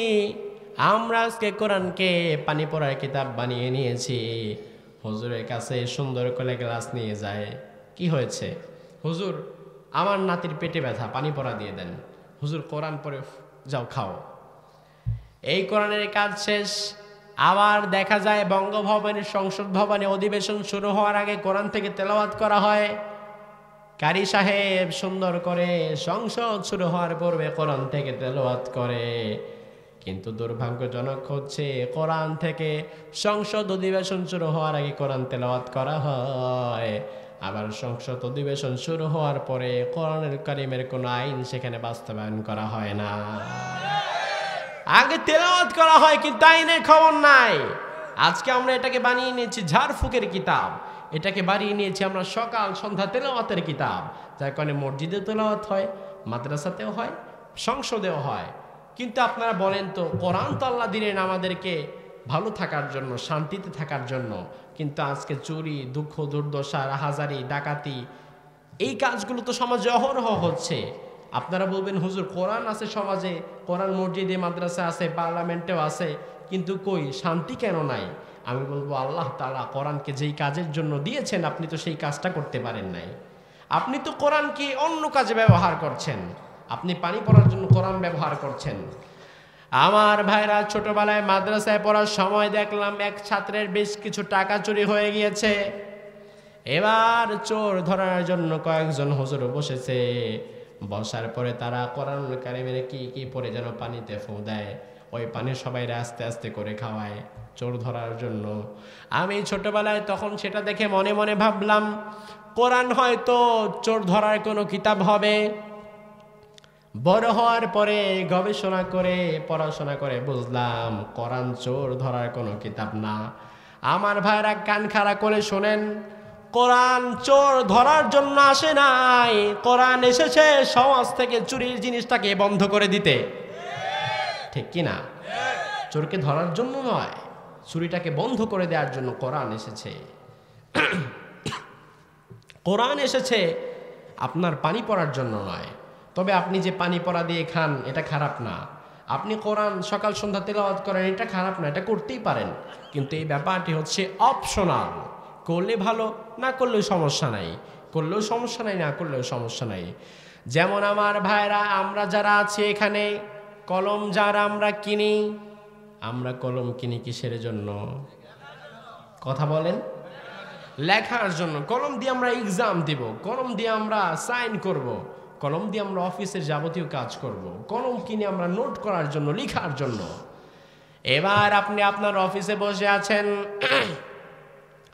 দোকানে বসে আছেন, কলম দিয়ে হিসাব কিতাব করেছেন, আপনার আশেপাশে কেউ নাই, আপনি রিল্যাক্স করে বসে আছেন। এমন সময় যদি আপনার কান চুলকায়, কান চুলকানির জন্য হাতের কাছে কোনো আপনি কান চুলকানি কটন পাট পেলেন না, তখন দেখা যাবে কলমটার উল্টা পিঠ দিয়ে আমরা একটু কানের মধ্যে নাড়াচাড়া করি। কলমের উল্টা পিঠ দিয়ে যখন কানের মধ্যে নাড়াচাড়া করি তখন একটু আরাম বোধ হয়। আমরা কলম মূলত কিনি লেখার জন্য, কিন্তু মাঝে মাঝে এটা দিয়ে কানও চুলকাই। এখানে যারা আছেন এর মধ্যে একজন থাকলে হাত তোলা দেন, যিনি বলবেন হুজুর আমি কলমটা লেখার জন্য কিনি নাই, আমি কলমটা কিনেছি কান চুলকানির জন্য। পাওয়া যাবে? পাওয়া যাবে? আমরা বেসিক্যালি কলমটা কিনি লেখার জন্য, কলম কোম্পানি কলম বানিয়েছেন, এটা দিয়ে মানুষ লিখবে, আমরা কিনে আমরা লিখব। এরপরে যে আমরা এটা দিয়ে কান চুলকাই, এজন্য কি কলম কোম্পানি আমাদের নামে মামলা করে? আপনি মূলত কিনেছেন লেখার জন্য, এটা হচ্ছে অব্লিগেটরি, ফরজ। আর আপনি এটা দিয়ে কান চুলকাচ্ছেন, সেটা হচ্ছে অপশনাল। আপনি চুলকাতেও পারেন, নাও চুলকাতে পারেন। কোরআন এসেছে হেদায়েতের জন্য, কোরআন এসেছে আইন বাস্তবায়ন করে সমাজ সুন্দর করার জন্য। এটাই হচ্ছে মূল অব্লিগেটরি, ফরজ। আমরা আজকে এই অব্লিগেটরি ফরজকে বাদ দিয়ে অপশনাল হয়ে গিয়েছি। আমরা আজকে কোরআন শুধু সকাল সন্ধ্যা তেলাওয়াত করি আর পানি পড়া দিয়ে খাই। যদি কোনো মানুষ দেখা যায় সে কলম কিনেছে শুধুমাত্র কান চুলকাবার জন্য, লেখার জন্য নয়, সে যেমন পাগল, আজকে আমরা মুসলমান নামধারী যারা আছি, আমরাও যারা শুধু কোরআন পানি পড়া দিয়ে খাই আর সকাল সন্ধ্যা তেলাওয়াত করি, নিজের জীবনে বাস্তবায়ন করতে চাই না, হেদায়েত নিতে চাই না, আমরাও সেই কলম দিয়ে কান চুলকানিওয়ালার মতো পাগল, ঠিক কি না? আল্লাহ রাব্বুল আলামিন কোরআন নাযিল করেছেন আমাদের হেদায়েতের জন্য, সেজন্য কোরআন থেকে আমাদের হেদায়েত নেওয়ার দরকার আছে না নাই? আল্লাহ রাব্বুল আলামিন কোরআন দিয়েছেন আইন বাস্তবায়নের জন্য, আইন দিয়ে সমাজ পরিচালনা করার জন্য, সেজন্য কোরআন দিয়ে আমাদের সমাজ পরিচালনা করার দরকার আছে না নাই? এরপরে আল্লাহ রাব্বুল আলামিন বললেন কোরআনটা সবার জন্য হেদায়েত না। কোরআনের হেদায়েত পেতে হলে আগে হেদায়েতের মন মানসিকতা মনের মধ্যে রাখতে। যেমন আমার ভাইয়েরা মসজিদে যারাই যায় নামাজ পড়ার জন্য, আল্লাহকে পাওয়ার জন্য যারা এই মসজিদে যায়, মসজিদে যাওয়ার জন্য সবাইকে আল্লাহকে পায় নাকি 2-3 জন জুতাও পায়? কথা বলেন। যারা আল্লাহকে পাওয়ার জন্য যায় তারা তো আল্লাহর সিজদায় পড়ে থাকে, আর যারা মুসল্লির বেশ ধরে মসজিদে যায় তারা আল্লাহর জন্য যায় না, তারা কিসের জন্য যায়? ওই বাহিরে মুসল্লি কখন সিজদায় গিয়ে বলবে সুবহান রাব্বিয়াল আলা, এদিক দিয়ে চোর বলবে কোন জুতা বালা, নিয়ে তাড়াতাড়ি পালা। মুসল্লি এক কথা বলে, চোর এক কথা বলে। এজন্য মসজিদে যারাই যায় সবাই আল্লাহকে পায় না, কিন্তু সবাই তো যায়। যারাই কোরআন পড়বে সবাই হেদায়েত পাবে না। এজন্য কোরআন পড়ার আগে কোরআন থেকে হেদায়েত নেওয়ার মন মানসিকতা রাখার দরকার আছে না নাই? আপনি যখন কোরআন থেকে হেদায়েত পাওয়ার জন্য মন মানসিকতা নিয়ে কোরআন পড়বেন, আপনাকে হেদায়েত দিয়ে দিবেন কে? আজকে সরল মনা মুসলমান কোরআন হাদিস ছেড়ে দিয়ে ভণ্ড পীরের দরবারে চলে যায়, ভণ্ড পীরের দরবারে গিয়ে মাজারে গিয়ে সেজদা দিয়ে দেয়। সে মনে করে সেই মাজারের মধ্যে আমার হেদায়েত আছে। এইরকম মন মানসিকতা অনেক মানুষের মাঝে আছে না নাই? আমার ভাইরা, ভণ্ড পীরদের সাথে ইসলামের কোনো সম্পর্ক? দুনিয়ার সব পীর খারাপ এটা আমি বলবো না, অনেক ভালো আল্লাহওয়ালা মানুষ আছে। তবে আপনি আপনার পীর সাহেবের কাছে যাবেন, যাওয়ার পরে আপনার পীর সাহেব সবার আগে যদি আপনার হাতে একটা কোরআন তুলে দেয়, আপনাকে যদি কোরআন পড়তে বলে, তাহলে আপনি বুঝবেন আপনার পীর সাহেব হক্কানি পীর, ঠিক কিনা? আর যদি কয় সকাল সন্ধ্যা জিকির করবা 20 বার, এখানে 30 বার, ওখানে 30 বার, ইল্লাল্লাহ ইল্লাল্লাহ, নামাজ কালাম লাগবে না, কোরআন হাদিস পড়ার দরকার নাই, তোমার জান্নাতে আমি নিয়ে যাবো, আমি জান্নাতের টিকিট দেব, এরকম কথা বলে না? বলে। কেউ যদি বলে আমার কাছে মুরিদ হলে নামাজ রোজা লাগবে না, নামাজ পড়তে হবে না, কোরআন পড়তে হবে না, তোমার জান্নাতে নেওয়ার দায়িত্ব আমার, নিঃসন্দেহ হচ্ছে সবচেয়ে বড় ফিতনাবাজ, দাজ্জাল এবং ভণ্ড। এইরকম ভণ্ডের সাথে আমাদের কোনো সম্পর্ক? রাজি আছো মুসলমান? কারা কারা যদি হাত তুলে আমার আল্লাহকে দেখাও।